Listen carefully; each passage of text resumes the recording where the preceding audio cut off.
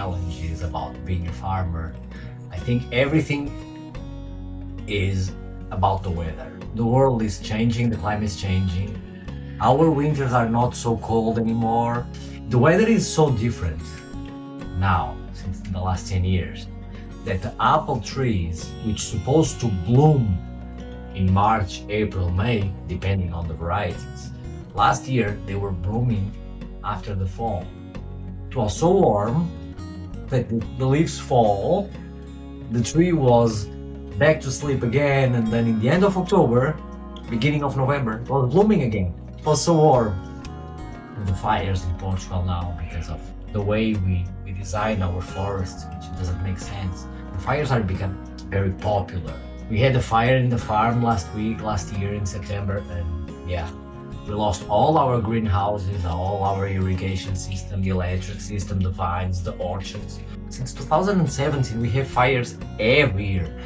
This year, 2025, actually it was one of the worst. We have this problem with eucalyptus, with the pines, with the lack of organization in our forest. The Portuguese forest, the native forest, doesn't burn.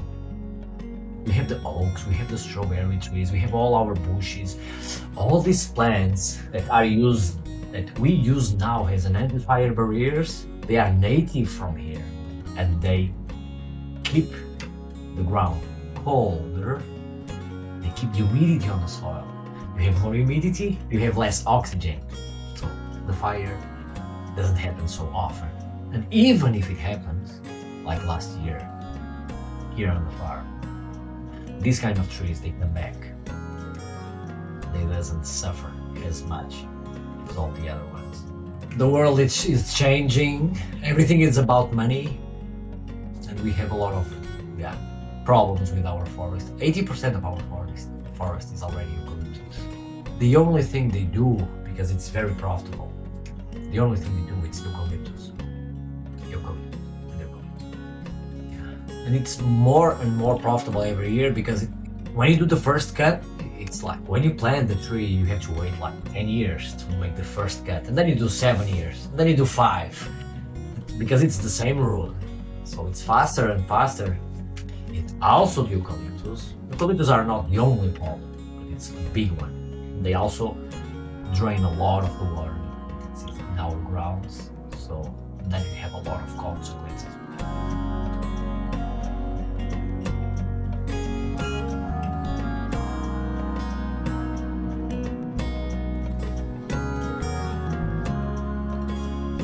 For me, I think the biggest challenge is most of the time I work in the farm, and sometimes the money it's not enough, because I really like this work, I really like the life in the farm. If I have more money, I could make the work quickly, because I could call for help, and also because I'm an organic farm, so the things I sell, they are obviously a bit more expensive than non-organic, and sometimes the people don't understand very well that sometimes we make works with our hands, we use organic fertilizer, and it's everything more expensive than the other ones. I think that's it, because most of the time I work here, and I need more. I have all the time, I have work to do.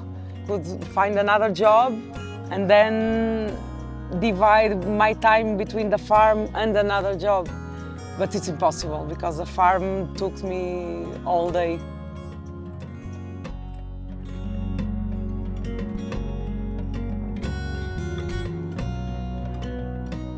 The bad thing about being a farmer is that it's not, in the society that we live nowadays, people, they spend a lot of money to buy clothes with brand watches, new mobile, and then they want to pay the least for the food they eat. And they forget that you are what we eat. And if you actually eat healthy food, you don't go as much to the doctors, you don't need to buy so much medicine, you will feel better with your body, because the food it gives much more nutrients than the food that you will buy from the supermarkets, for sure, because they only hormones, water and antibiotics. Let's say that's what they use. And so the best thing to do actually is, what I love about my job or what I hate, everything is very connected, you know. So the challenges is that actually in our society, I always feel that maybe I don't make the money I needed to give to my kids the life that maybe some people think that the fair life, I will not have it. But then I have other things here that my kids, normally kids from the city don't have. They spend a lot of time with me, I spend a lot of time with them. Everything is very connected, you know. The challenge of being a farmer right now for me is that society don't give value to farming. Society don't care about farming. They think we can buy everything from other countries and that's it. Food is food, we eat it, we are full, that's it. And actually that's the one of the biggest errors we have nowadays. That's why people have so much diseases nowadays, because we have to eat actually what is local. We should never buy things that spend more energy to come than they will give to us that energy, you know. So it's our organic farm. We also have a pedagogical part of the farm. We receive schools to come and pass the day with us. They come to the greenhouse with me. We also have the animal part where the kids go. Whenever I go for the manure, we try to have everything Portuguese animals because they are almost extinct. Not because we believe that Portuguese animals are better than the others, just because they are almost extinct and we want to keep that spirit of having like something that is almost extinct because we think it's fair enough. They are not the most productive ones, but they are for us beautiful and we love them.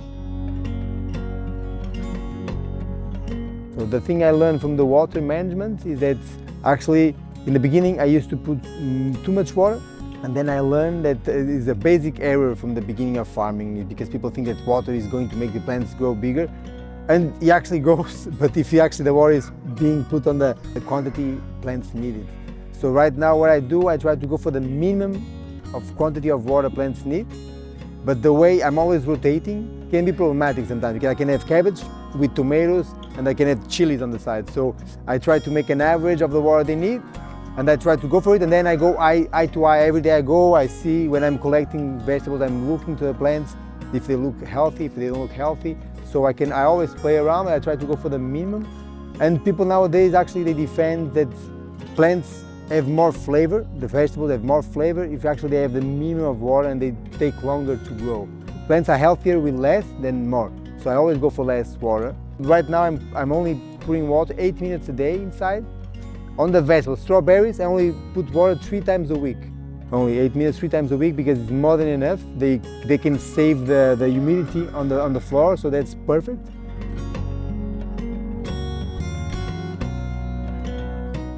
To control the pests, what I do with the plagues is like I let them live until some point. You know, I think the bugs are good, but then if they start getting out of control, because they do in springtime, some time of the year. So what I do, I try always to use like natural medicines, let's call it like this. Like I have one that I use a lot, that is garlic, natural soap and chili, because I found out that the garlic, soap and chili are very good to clean almost everything.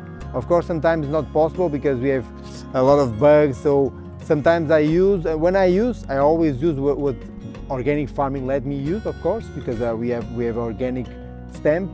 But even those I only use actually in the limit that I can use that, because I don't like to use it.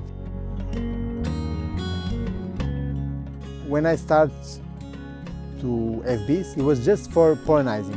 The first idea was to pollinize because they are very important for that. But then I love honey, and everybody I think loves honey. So I start producing some honey, not in a way of I want to sell it, no, just I'm trying to grow in a sustainable way. So right now I have 6 beehives. You can see them going around everything. If it's zucchini or pumpkin, they are always around. It's very good. The moment I start to have bees, I felt that I could the same plants would produce 2 times what they produced before. It was very, very good because they actually are very good workers. They are the only animal that actually, while feeding themselves and collecting the honey, they're actually pollinizing. So they are not using any resource from her.